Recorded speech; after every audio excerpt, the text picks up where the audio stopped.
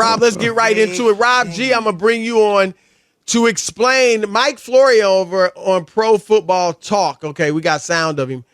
Rob talked about one scenario that the league is exploring as far as the Buffalo-Cincinnati game, replaying it. Of course, it was postponed after the unfortunate incident with Damar Hamlin. Here's Florio. An idea percolating that would go like this. First week of the playoffs would be NFC wild card only and Bills-Bengals. Second week of the playoffs would be AFC wild card once we know the final seeding in the AFC after Bills and Bengals play. Then divisional round for everyone, AFC and NFC the following week. Then conference championships, then Super Bowl. You would just wipe out the week between the conference championships and the Super Bowl that currently has nothing other than the Pro Bowl games, whatever they're going to be. All right, Rob, your thoughts? No. I don't know what the have to change the playoff schedule and wait a minute, do if you do this, do the top teams they don't get their bye, right? Yes, the number one seed would still get a bye. How? But how? Everyone because like for instance, when the NFC plays the NFC, the number one seed. But the Bengals, what if the Bengals or the Bills are number one seed? Where would their bye be? Because wild card weekend would be the following week. The number one seed wouldn't play. The 2 through 7 would play. Yeah, I'm not. And then Rob, what would happen is everybody would get a bye. The Bengals and Bills would be somewhat, you want to say, at a disadvantage in round one because they would not get a bye, but everybody else. One of those teams might be the number one seed. So whoever wasn't, whether both of them or one of them, wouldn't get a bye. Yeah, but those are two teams that's definitely going to be in the playoffs. So somebody, right? You know what I mean? I don't like the scenario where the other teams are getting a bye and you have a better record or could be, and you're not because you have to play to make that game up. I don't know. I get why you want to have everybody play the same amount of games. I do understand that. But I've seen other leagues just play through it, and go by percentage, and everybody doesn't play. And baseball's happened. Everybody didn't play 162 games, and sometimes it does happen, and you can't fit in the game because of the scheduling and because of everything else with the postseason.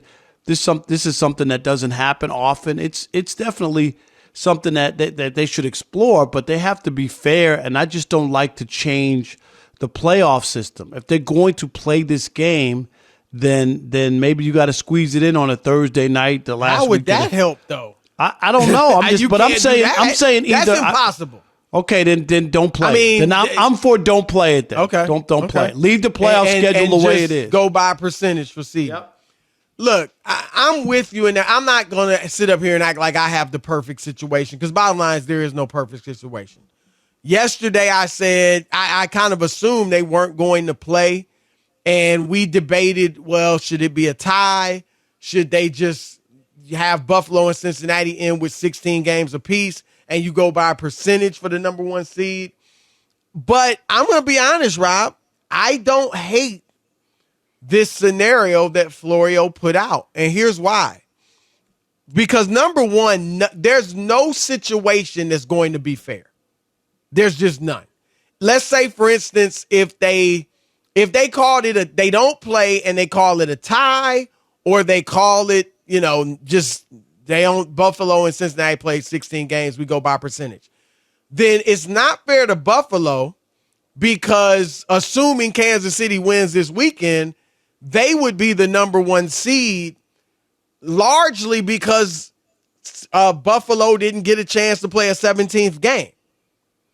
And so Buffalo could look at it like we lost the player who got injured, and we're getting punished again because we're losing the number one seed largely because we just didn't play as many games. The other sports, baseball is 162 games. Basketball, there's 82 games. This is 17. That's a different situation. And so the scenario Flory throws out isn't perfect either, Rob, because again, that first round, opponent team, those first round teams in the AFC and would get a bye. So I hear you on that, but playing the 17 games, that gives Buffalo or even Cincinnati a chance at least to be the number 1 seed. That's something they've been playing for all season long.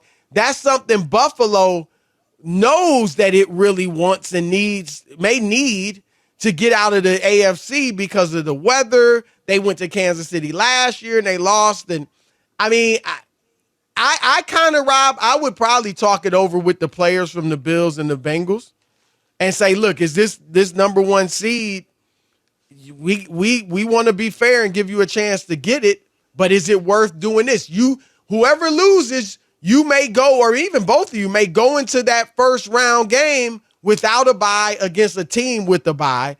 Do you want that? You know what I mean? Like, I probably would really talk it over with the players. I think that's an advantage. I really do. And I don't know. I think that. And home field's an advantage too, though. Yeah, but it's not automatic. I mean, Cincinnati neither is a bye. No, I know, but it's about resting players and being ready for the next game. That's what the bye is. But I'm just saying, like, there's no perfect situation. Like, no, there's going to be a downer one way or the other. Yeah, but they had a unique situation that affected them. But you don't want to upset the whole apple cart over the one game is what I'm saying. Because if this was multiple games and you had to figure a way to figure it out, then it would affect more teams. I get it. It's not the perfect scenario. All I'm saying is be careful of trying to do that. And then you know what? If you're Buffalo and you lose in the first round or whatever it is, you'll be like, see, they had a bye and we had to play the week. They squeezed that game in, and then we had to play the next week, and it cost us. And then people will be crying bloody murder. There's no perfect scenario. So I understand your point as well, but I'm saying forego the game because it's just not like what they do normally, Chris.